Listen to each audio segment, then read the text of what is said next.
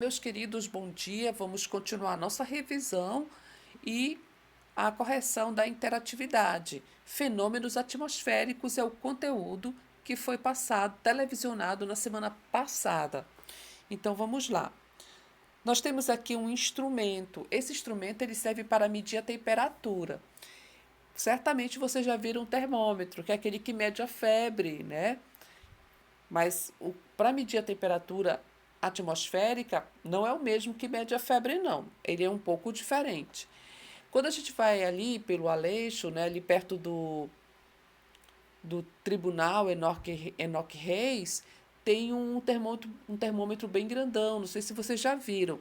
Outro dia, não faz muito tempo, passando por lá, eu olhei para o termômetro e estava marcando 72 graus. Vocês acreditam? 72 graus é um calor infernal. Nem no deserto não chega a isso, né? No deserto chega no máximo a 50 graus por aí. Vocês sabem que o deserto é um lugar onde a gente não encontra ou tem pouquíssima quantidade de água, né? Deserto é sinônimo de ausência de água.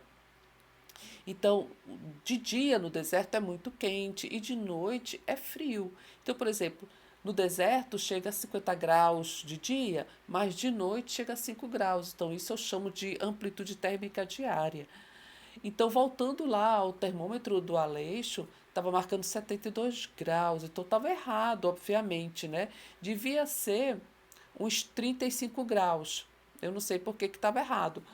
Mas a sensação térmica era de 40 graus. Professor, o que é sensação térmica?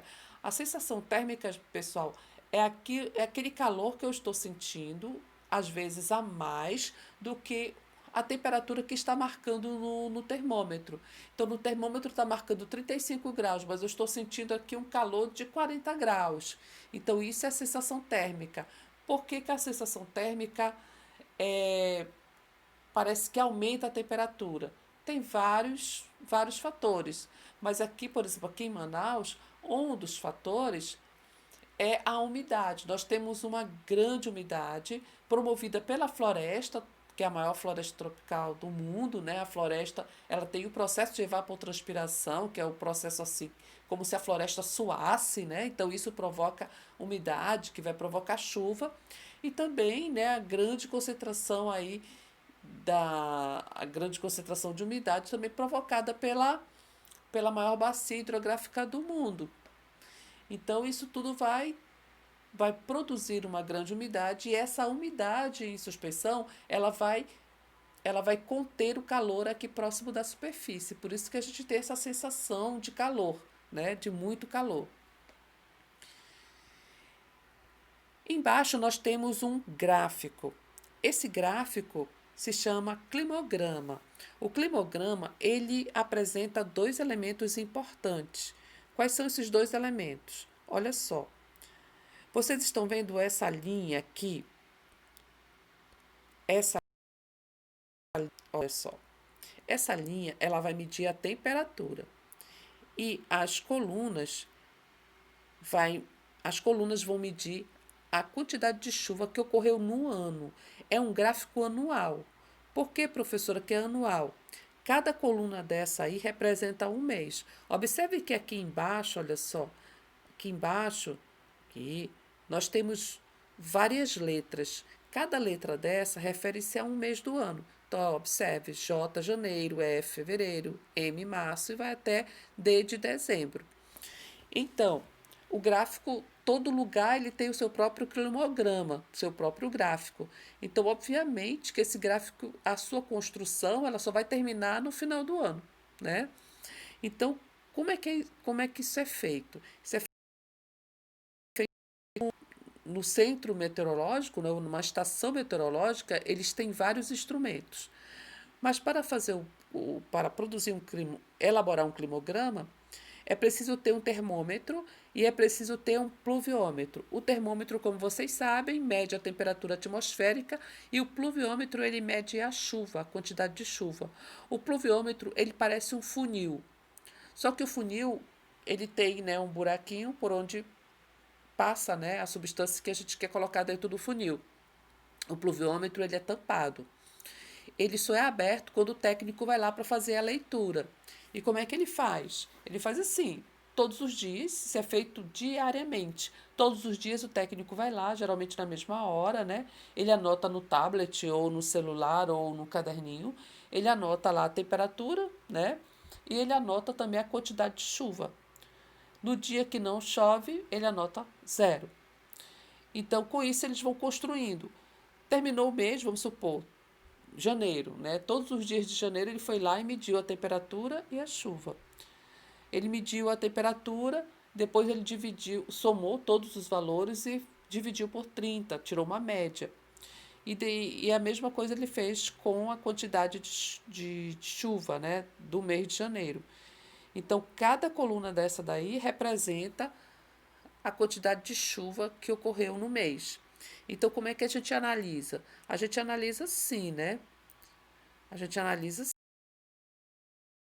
assim. Foi esse aqui, que é o mês de maio, que tem a maior coluna, a maior quantidade de chuva. E o mês que menos choveu foi esse aqui, ó, de outubro, né? O mês de outubro. Em relação à temperatura, se a gente passar uma linha bem aqui, ó, e outra bem aqui, a gente vai observar que a temperatura ela não muda muito, ela não oscila muito. Ó. Está entre 24 e 26 graus. 3 graus, né? Não tem muita mudança.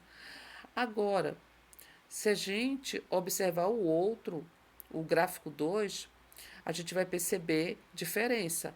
Por exemplo, principalmente na temperatura. Observe que a temperatura aqui está marcando 25 graus aproximadamente, está entre o 24 e o 26. E aqui está marcando aproximadamente 12 graus. Então, é uma diferença muito grande.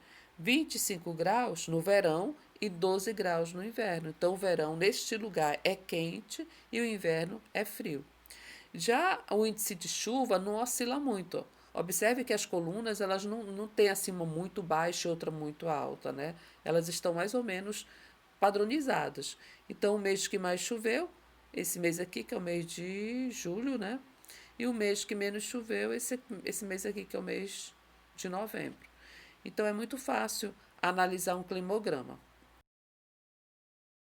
Aí, descendo, vamos para o outro slide, a gente vai ter aqui uma questão muito importante que eu queria que vocês prestassem bastante atenção. Nós temos, vocês sabem que as representações cartográficas, ou seja, os mapas, eles têm linhas, né? Linhas imaginárias. Essas linhas elas estão dispostas na horizontal e na vertical. As linhas nas horizontais elas são chamadas de paralelos e na vertical elas são chamadas de longitude.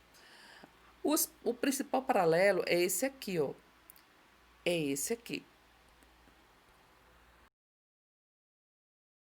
Paralelo de 0 grau, que é a linha do Equador, vai dividir o planeta em dois hemisférios, o hemisfério norte e o hemisfério sul. Entre essas linhas, olha só, entre a linha do Equador e essa outra linha aqui, que é o Trópico de Capricórnio, nós temos aqui um espaço, não é? Então, esse espaço entre um paralelo e outro eu chamo de latitude. Então, nós temos três latitudes. Então, olha só. Próxima linha do Equador, eu vou ter a latitude 0 aqui, ó. Aqui, eu vou ter a latitude 0, que vai até o Trópico de Câncer, no hemisfério norte, e até o Trópico de Capricórnio, no hemisfério sul.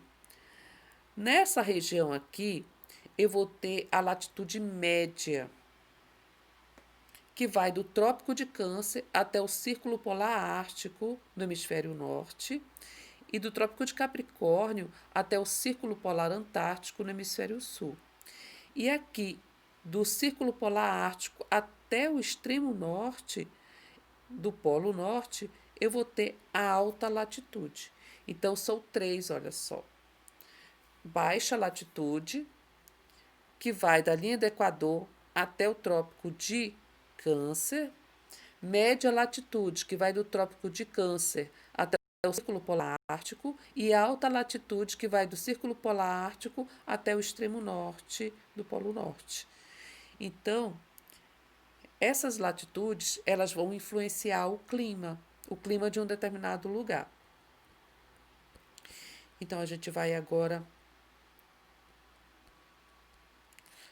para a interatividade, para o vídeo não ficar tão longo. Vamos lá. A primeira interatividade, ela diz o seguinte: observe o mapa abaixo que destaca as áreas do estado do Amazonas e do Canadá, país da América do Norte. Então, aqui a gente tem países, não só com o estado do Amazonas, mas vamos trabalhar com 2 países. O Canadá é um país que está lá no hemisfério norte e o Brasil é um país que está, a sua maioria, a sua grande parte dele está no hemisfério sul. Então, observem, eu posso dizer que eles estão na mesma latitude? De jeito nenhum, né? De jeito nenhum. Então, o Brasil, a sua maioria, lembra o que eu falei para vocês? Olha, linha do Equador, aqui, linha do Equador aqui, Trópico de Câncer e Trópico de Capricórnio. Então, tudo que está entre essa linha pontilhada é baixa latitude, próximo da linha do Equador, próximo de zero, baixa latitude. Então, observem que o Brasil, ele está praticamente 80% do Brasil está na baixa latitude. Então, aqui, o que a gente vai ter? A gente vai ter sempre altas temperaturas. Por quê? Porque o Sol, ele incide perpendicularmente nessa região o ano todo. Então, as temperaturas vão ser sempre elevadas. Diferente do Canadá. Olha onde está o Canadá. O Canadá está onde? Ele está entre o Trópico de Câncer e o Círculo Polar Ártico. Que latitude é essa que eu falei para vocês? Média, né? Média latitude. E nessa região, a gente vai ter o quê? A gente vai ter temperaturas baixíssimas, ou seja, lugares extremamente frios. O norte do Canadá é um lugar extremamente frio. É tanto que as principais cidades, as principais atividades econômicas, elas se concentram no sul do Canadá, que faz fronteira com o norte dos Estados Unidos. Ok? Então, respondendo a nossa pergunta, o que você vai colocar? Você vai dizer o seguinte: você vai dizer que o Canadá ele vai apresentar temperaturas baixas ou uma temperatura menor, porque ele está localizado em médias latitudes. E o Amazonas, ou o Brasil, coloca o Brasil, né?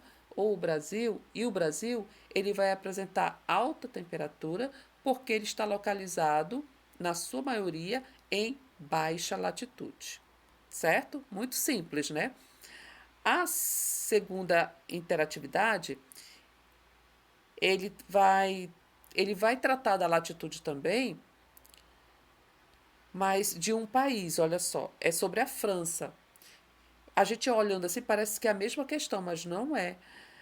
A França é um país e aqui eles destacaram 2 lugares, olha só, 2 cidades. A cidade de Lyon, que está mais dentro do país, e a cidade de Marselha, que está mais no litoral. Então, Lyon é uma cidade interiorana e Marselha é uma cidade litorânea. Então, essas duas, professora, elas estão próximas, assim, de lá, se a gente for olhar pelo lado da latitude, elas estão quase na mesma latitude, né? Elas estão na mesma latitude. Então, aqui, essas 2 cidades vão apresentar, vamos dizer, climas diferentes, não por conta da latitude. Aqui a gente vai ter um outro fator que vai influenciar. Qual é esse fator? É o fator da continentalidade e da maritimidade. Professora, o que é isso? Pessoal, vou voltar aqui no mapinha rapidinho só para você perceber isso melhor. São fatores que vão influenciar o clima de um determinado lugar.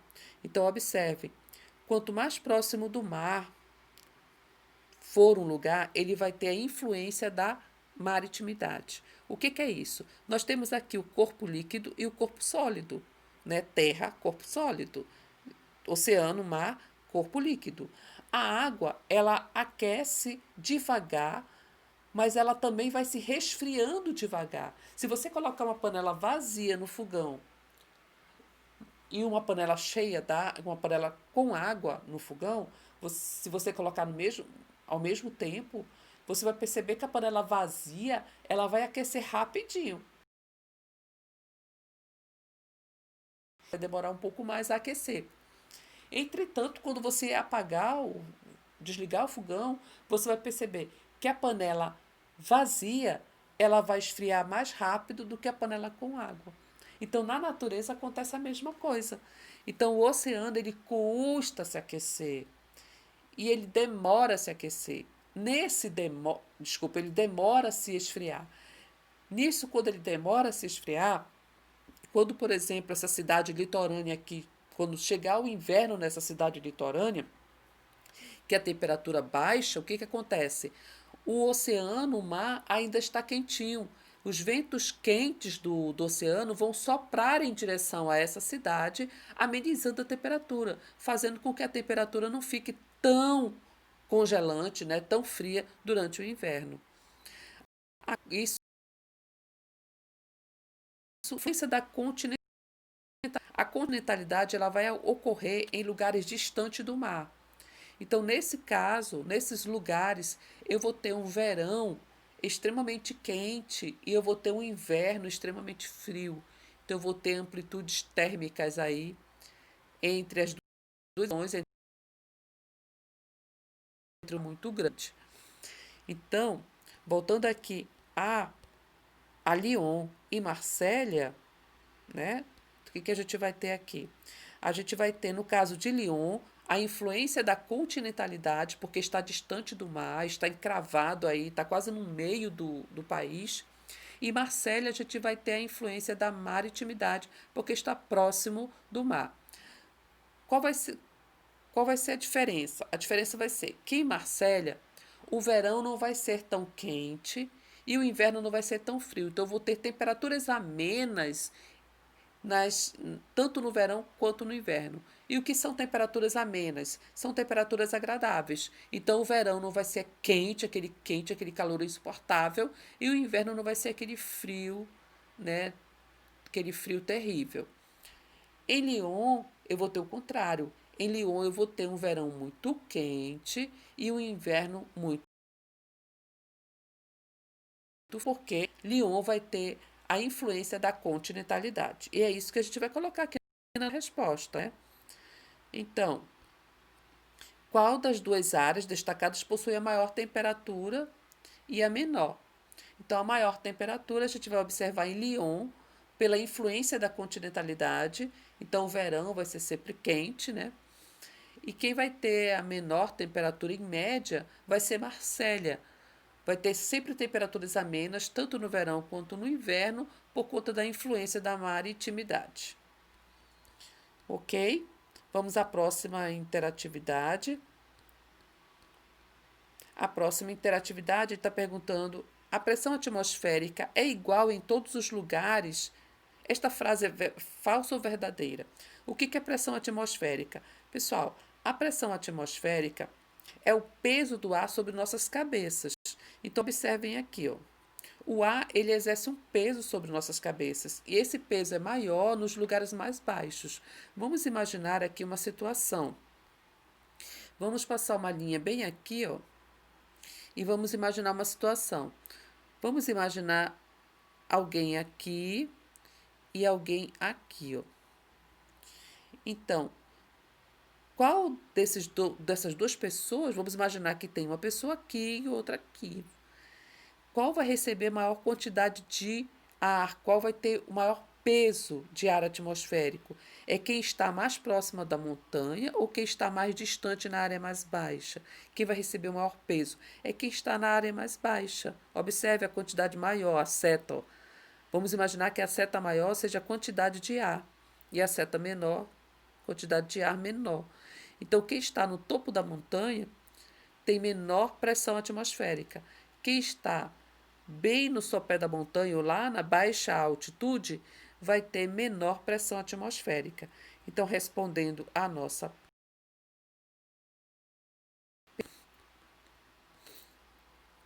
a pressão atmosférica é igual em todos os lugares? É falsa. Por quê? Porque a pressão atmosférica é maior nos lugares de baixa altitude e a pressão atmosférica é menor nos lugares de alta altitude, ou seja, nos topos das montanhas. A última pergunta da interatividade: quais as diferenças entre a chuva, a neve e o granizo? Você pode escrever um texto exemplificando, caracterizando, exemplificando cada um, ou você pode desenhar. A chuva, dessas três precipitações, a chuva é comum aqui na nossa região, né? A neve, ela só ocorre em lugares frios, naqueles lugares que eu mostrei lá no mapa, tanto lá na alta latitude, na média e na alta latitude. Latitude não, somente em lugares frios. Agora, o que ocorre aqui na nossa região? A chuva, que é muito recorrente, que é muito comum, quase todos os dias, e a chuva de granizo também. O que é granizo? Granizo é chuva de pedra. Mas como, professor, aqui um lugar tão quente como o nosso, pode chover pedra de gelo? Pode. Por quê? Porque acontece com o mesmo processo, como o mesmo processo da chuva, só que ocorre em nuvens bem altas, né? As nuvens mais altas que você consegue olhar quando você olha para o céu, as nuvens mais altas é lá que o granizo se é produzido. E como é que isso acontece? Da mesma forma da chuva. Como é que ocorre a chuva? O sol incide na superfície, a superfície se aquece, a umidade da superfície se transforma em vapor, o vapor sobe, formam as nuvens, né? E lá nas nuvens, a gente vai ter uma temperatura baixa, principalmente as nuvens mais altas, vai ter uma temperatura baixíssima mesmo. Então, quando o vapor de água chega até lá, ele não se condensa para voltar em forma de chuva. Ele se condensa muito rapidamente e volta, mas em forma de chuva de pedra, em pedaços de gelo. Isso que é chuva de granizo. Então, a neve, ela é muito recorrente nos lugares frios. Ela é comum nos lugares frios. A chuva de granizo, ela é comum nos lugares quentes. Então, aqui em Manaus já ocorreu chuva de granizo, né? Chuva de pedra de gelo, ok? Então, você pode desenhar ou você pode é, escrever um texto, né, exemplificando cada um. Está bem? Então, faça a sua correção, o que você acertou, você coloca o certinho, o que você errou, você apaga e corrige assim, de acordo com essa ideia que a gente está desenvolvendo aqui. Eu espero ter ajudado e você capricha aí na sua correção e até a próxima.